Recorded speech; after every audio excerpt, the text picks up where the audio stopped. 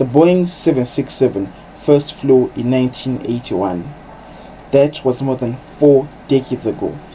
Since then, we have had fly-by-wire systems, composite airframes, and ultra-efficient engines. And yet, the Boeing 767 is still flying today.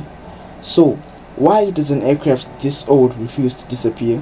Why do airlines keep using it? And why are cargo companies buying more of them every year?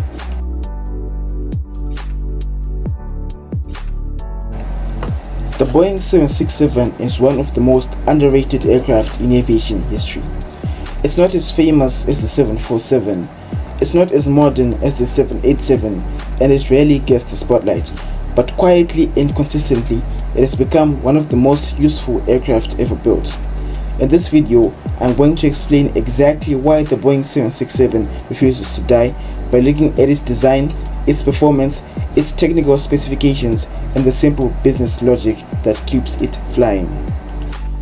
When Boeing designed the 767 in the late 1970s, the aviation industry was under pressure.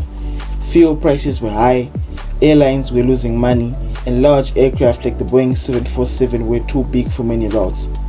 Airlines didn't need 4 engines and 400 seats. They needed something smaller, lighter, and cheaper. So Boeing designed a twin-engine wide-body aircraft capable of flying long distances with fewer passengers. That aircraft became the Boeing 767. It entered service in 1982, and almost immediately, airlines realized something important. This plane was efficient, flexible, and incredibly well-balanced.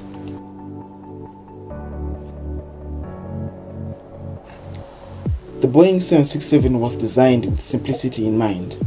It has a conventional aluminum frame, a traditional wing design, and systems that are easy to understand and maintain. Depending on the variant, the 767 has a wingspan of about 47 meters or 156 feet. It typically carries between 200 and 250 passengers depending on the configuration. The maximum takeoff weight ranges from about 159,000 kilograms to over 186,000 kilograms. And despite its age, the 767 can still fly long distances. Most variants have a range of around 5,800 nautical miles, which is more than enough for transcontinental and transatlantic flights. One of the reasons that the 767 has survived so long is its engine options. The aircraft can be powered by engines from 3 major manufacturers: General Electric, Pratt & Whitney, and Rolls-Royce. These engines typically produce between 48,000 and 60,000 pound-feet of thrust each. They're not the newest engines on the market, but they are proven, reliable, and extremely well understood. For airlines, this matters. An engine that mechanics already know how to fix is often better than a brand new engine that requires special training and expensive tools. The 767 cruises around Mach 0.8 or roughly 850 km per hour. That's almost the same cruise speed as modern wide-body aircraft.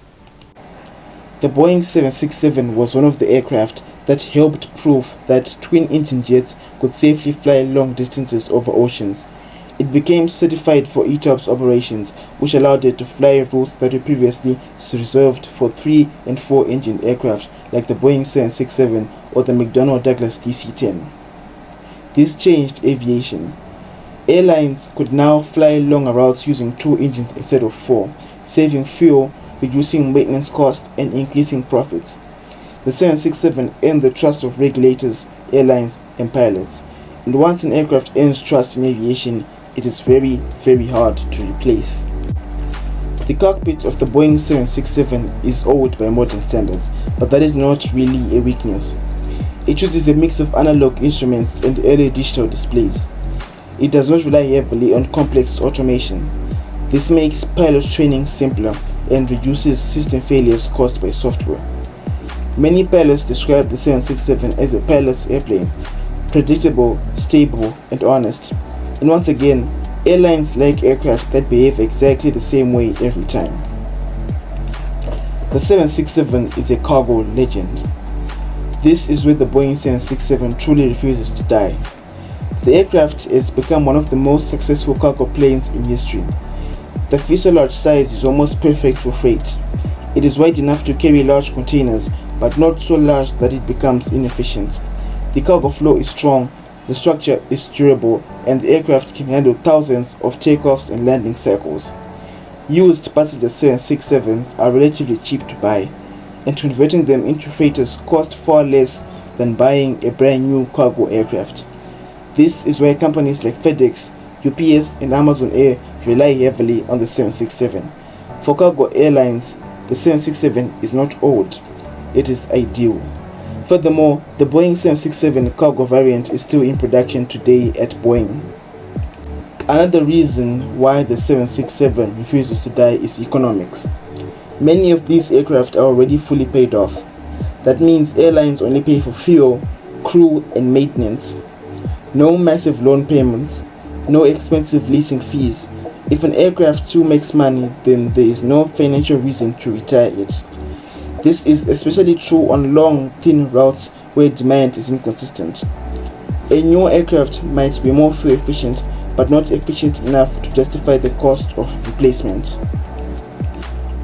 To be clear, the Boeing 767 is not perfect.